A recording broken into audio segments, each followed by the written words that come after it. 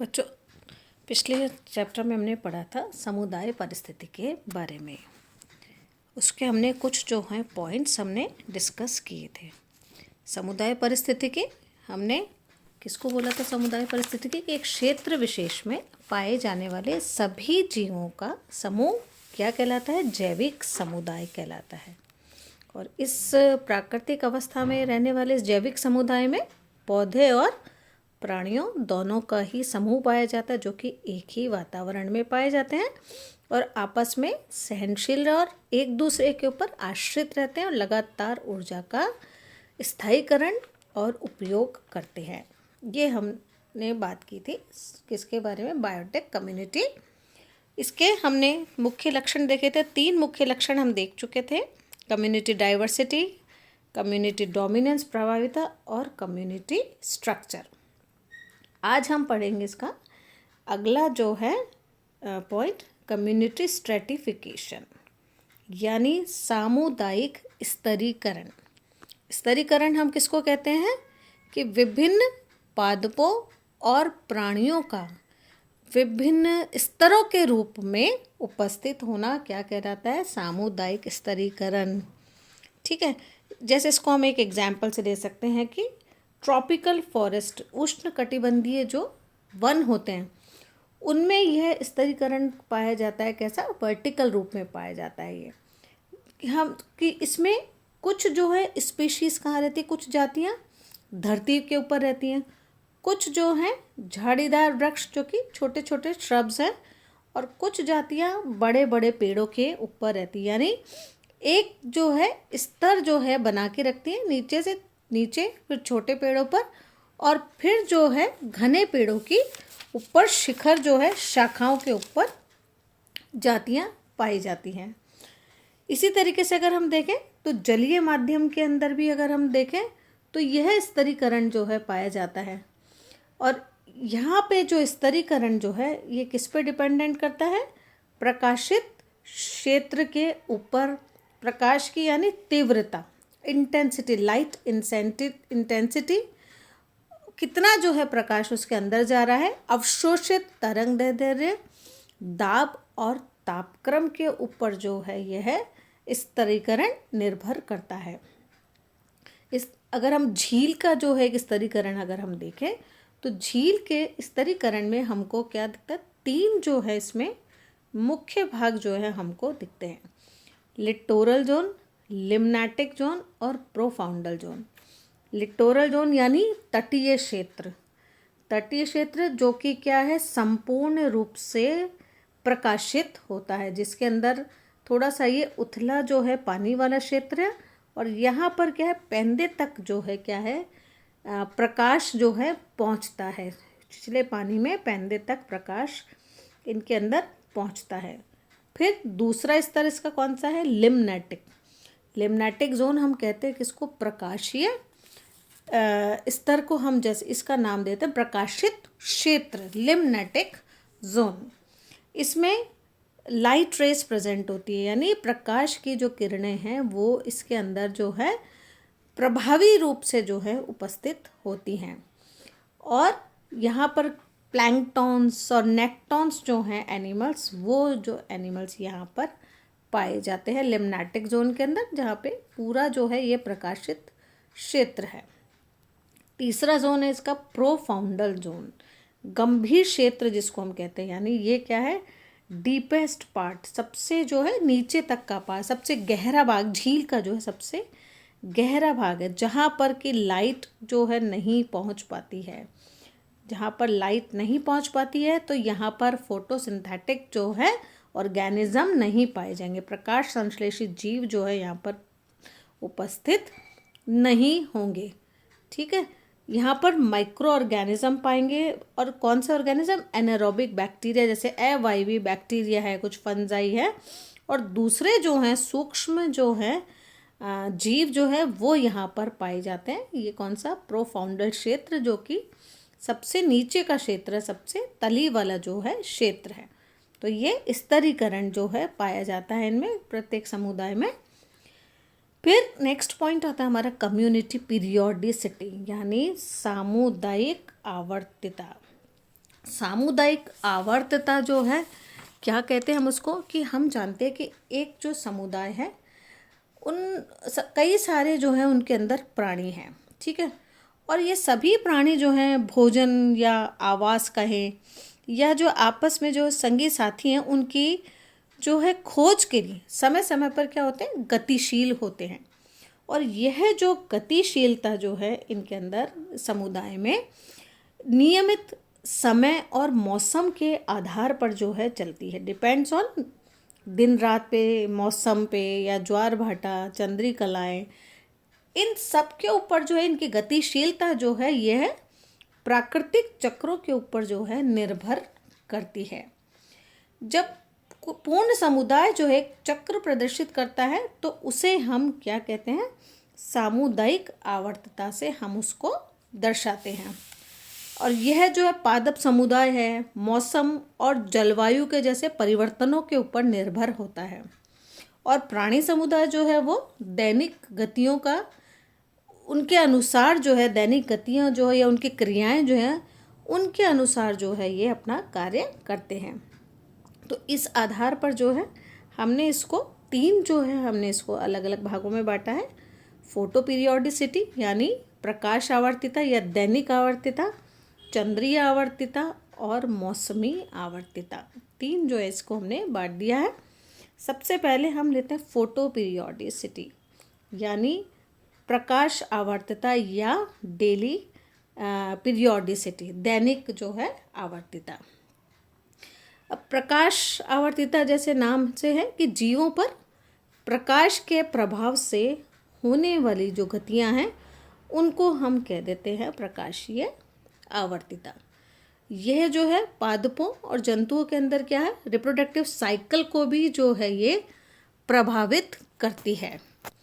और डेली हम इसको कहते हैं जो है दैनिक आवर्तिता, तो यह क्या करती है, दिन या रात्रि में होने वाले परिवर्तनों को भी जो है इसमें हम शामिल करते हैं, दर्शाते हैं। तो बहुत से जो प्राणी और पादप अपनी क्रियाओं में क्या करते हैं, 24 घंटे का जो है चक्र दिखाते हैं। तो इस चक्र को हम या इस आवर्तिता को हम क्या कह देते हैं, दैनिक आवर्तिता या फिर डाईयूरनल पीरियोडिसिटी। जैसे कि हम कहते हैं कि फूलों का जो है खिलना, पौधों में पत्तियों या पंखुड़ियों का जो है खिलना, रंध्रों का खुलना पादपों के अंदर, बंद होना खुलना, और जंतुओं का सोना और जागना, ये क्या उदाहरण है, दैनिक आवर्तिता का उदाहरण है। और ये भी हम जानते हैं कि टेरेस्ट्रियल एनिमल जो है, जो हमारे सतही एनिमल है, ये टेरेस्ट्रियल एनिमल क्या है, प्रभावित होते हैं किसके साथ में, मतलब दिन के अंदर कई एनिमल दिन के अंदर एक्टिव होते हैं और रात के अंदर जो है इनएक्टिव हो जाते हैं। लेकिन कुछ एनिमल ऐसे भी हैं कि जो कि रात में ज़्यादा एक्टिव होते हैं और दिन के अंदर जो है ये कैसे हो जाते हैं, एकदम शिथिल हो जाते हैं, इनएक्टिव हो जाते हैं, ठीक है। और एक कॉपीपोड और जो लार्वल फॉर्म्स हैं, ये क्या है, रात्रि के समय जो है ऊपर सतह के ऊपर आ जाते हैं, ये पानी में सतह के ऊपर आ जाते हैं और दिन के समय जो है ये पैंदे में चले जाते हैं, ठीक है। तो ये एक एग्जाम्पल है किसका, डाईयूरनल का,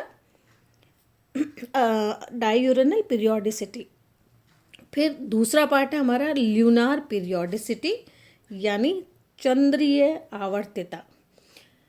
यह आवर्तिता क्या है, चंद्रमा, पृथ्वी और सूर्य का जो परस्पर आकर्षण है उसके प्रभाव से जो है यह आवर्तिता संबंधित है। कि समुद्र में ज्वार भाटा जो है क्या है, चंद्रीय आकर्षण बल के जो है प्रभाव में आता है। और एक जो है पखवाड़े में यानी 15 दिन में एक बार होने वाली गतियों को हम क्या कह देते हैं, अर्धचंद्रीय, और 30 दिन में एक बार होने पर पूर्ण चंद्रीय आवर्तिता कहा जाता है। निरीज जो है, जैसे निरीज है, यह पूर्णमासी की रात को जो है अपने अंडे देता है, यानी उसी दिन जो है पूर्णमासी के दिन ही जो है गहरे रात्रि में गहरे पानी से आकर के और सतह पर अपने अंडे देते हैं। पॉलीकीट्स जो हैं एक माह में 2 बारी जो है अपने अंडे ये देते हैं, ठीक है। तो इनमें नए चंद्रमा के निकलने के कुछ दिन बाद ही जो है इनकी एक्टिविटीज़ जो है शुरू हो जाती है। तो इसको हम क्या कह देते हैं, ल्यूनार एक्टिविटी। सीजनल पीरियोडिसिटी यानी मौसमी आवर्तिता। तो प्रत्येक जो मौसम है, तो मौसम के बदलने के साथ साथ जो है जो भी चेंजेस आते हैं, यानी उसके साथ साथ दैनिक जो है हमारा प्रकाश भी बदलता है, अंधकार काल भी बदलते हैं। कई मौसम जो है मौसम के अनुसार दिन और रात जो है छोटे और बड़े होते हैं। तो उससे पादपों और जंतुओं का जो जीवन चक्र है वो भी जो है इस मौसमी आवर्तिता के साथ में बदलता रहता है। और यह किसके साथ में और बदलता है कि प्रत्येक मौसम में टेम्परेचर, तापक्रम या आर्द्रता, वर्षा या जो दैनिक जो हमारा प्रकाश काल है ये चेंजेस दिखाते हैं, यानी भिन्नता दिखाते हैं। अलग अलग टाइम पे जो है अलग अलग मौसम में इन सब में भी जो है चेंजेस आते रहते हैं। तो इनसे भी जो है क्या है, पादपों का और प्राणियों का जो जीवन चक्र है वह प्रभावित होता है। चिड़िया जैसे है, चिड़िया मौसम के अनुसार अपने रहने की जगह बदलती रहती है और अपना जनन स्थल यानी रिप्रोडक्टिव जो इसकी जो जगह है उसके द्वारा जो है ये इसको अपना बदलती रहती है। फ्रॉग जो है यानी फ्रॉग मेंढक जो है जून जुलाई या फिर बरसाती जो मौसम है जून जुलाई अगस्त के महीनों में वर्षा जब आती है तब यह जो है अपना प्रजनन या रिप्रोडक्शन जो है शुरू करता है। फ्लावर्स जो है, फूल जो हैं, कुछ पौधा में जो फूल हैं कब आते हैं, बसंत ऋतु में, स्प्रिंग में, कुछ में गर्मी में, कुछ में विंटर में, सर्दी में, और कुछ में जो है पूरे साल जो है पौधों में फूल जो है आते रहते हैं। तो ये सब डिपेंड करता है किस पे, मौसमी परिवर्तन पे निर्भर करते हैं। फिर हमारा है कम्युनिटी इंटरडिपेंडेंस। कम्युनिटी इंटरडिपेंडेंस यानी जैव सामुदायिक पारस्परिक आश्रयता हम कह लें, या फिर ये अंतर निर्भरता।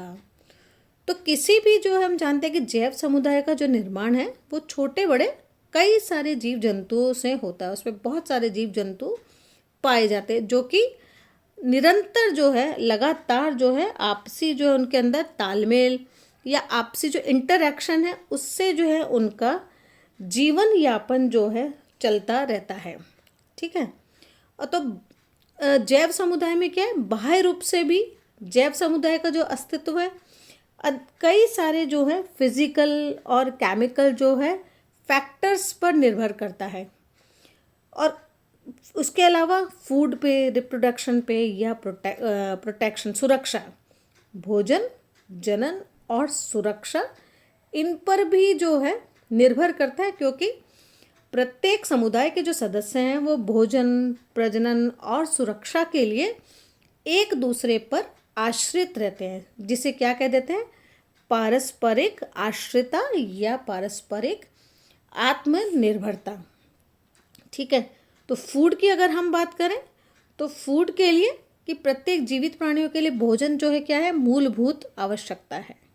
तो किसी भी समुदाय को अगर हम कहें कि स्थिरता प्रदान करने के लिए नियमित भोजन आपूर्ति जो है आवश्यक है।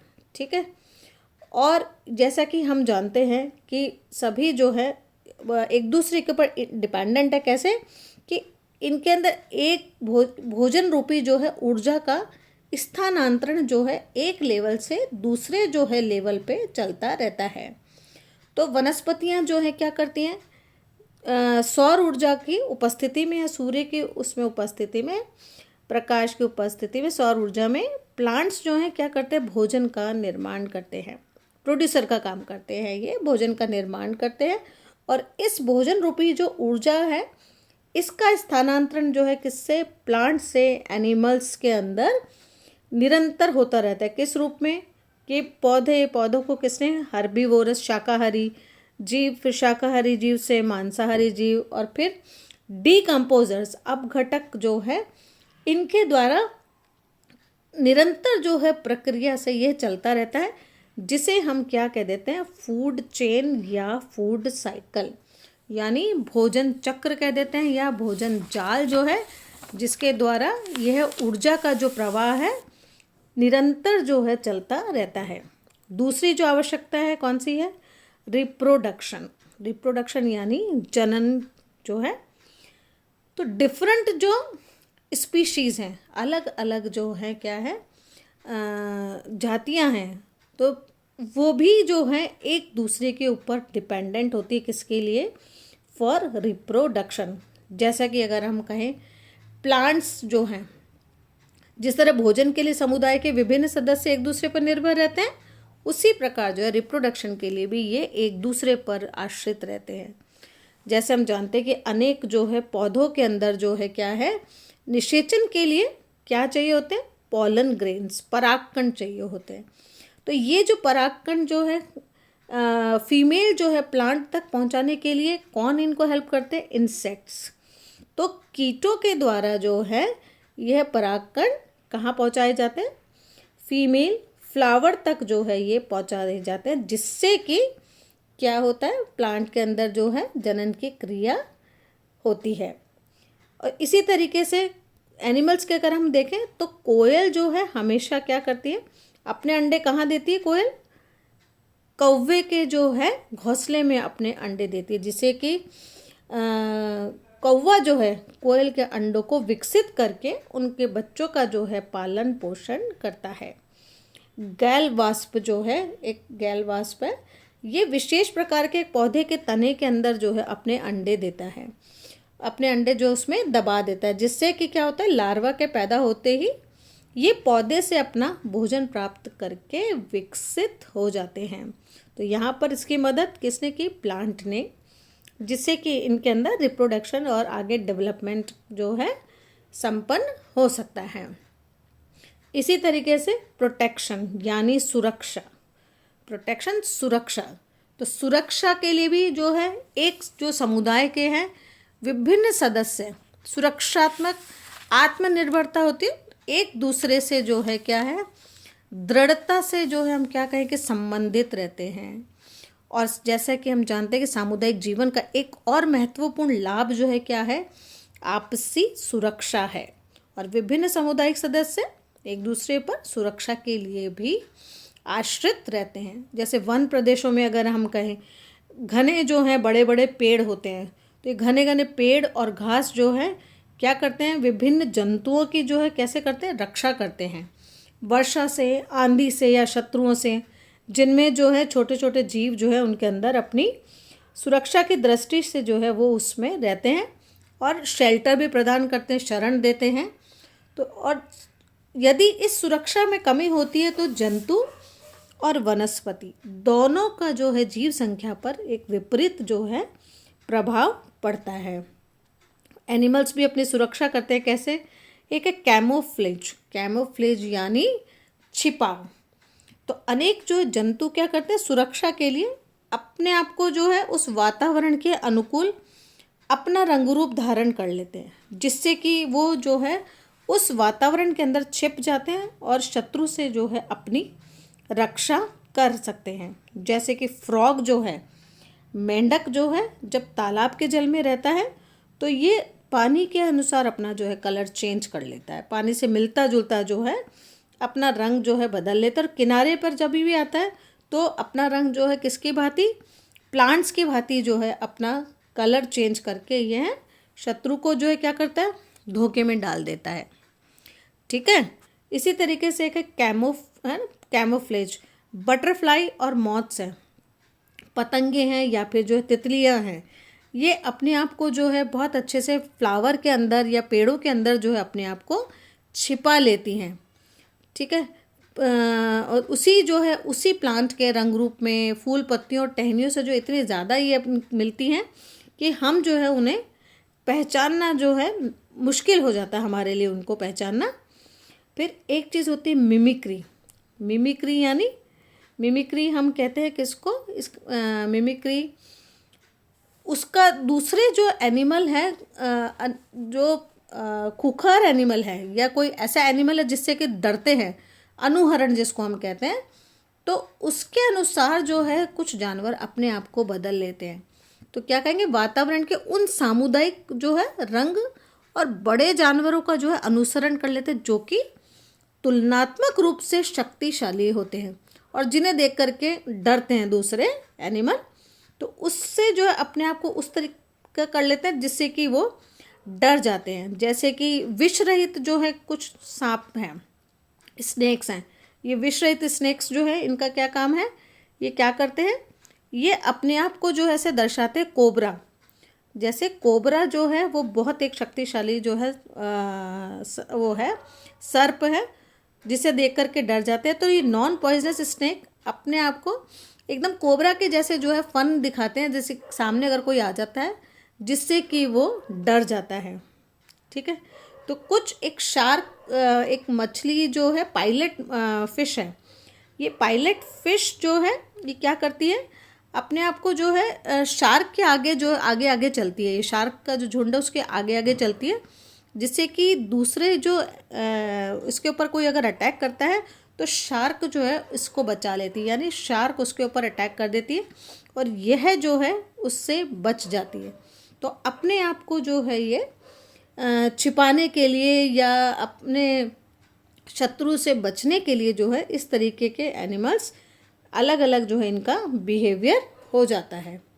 तो हमने देखा कि विभिन्न जीवधारी जो है सामूहिक या सामुदायिक जीवन बिताते हैं और जिनमें समुदाय की विशिष्टताओं के अनुकूल उनकी शारीरिक रचना या कार्यविधि ये जो है उसको विशिष्टता प्रदान करते हैं और अपने भोजन के लिए जो है, भोजन के लिए, रिप्रोडक्शन के लिए और प्रोटेक्शन के लिए जो है आपस में एक दूसरे के ऊपर जो है निर्भरता रहते हैं इनकी, और इसके इसी जाल को हम क्या कहते थे, सामुदायिक आश्रितता। ठीक।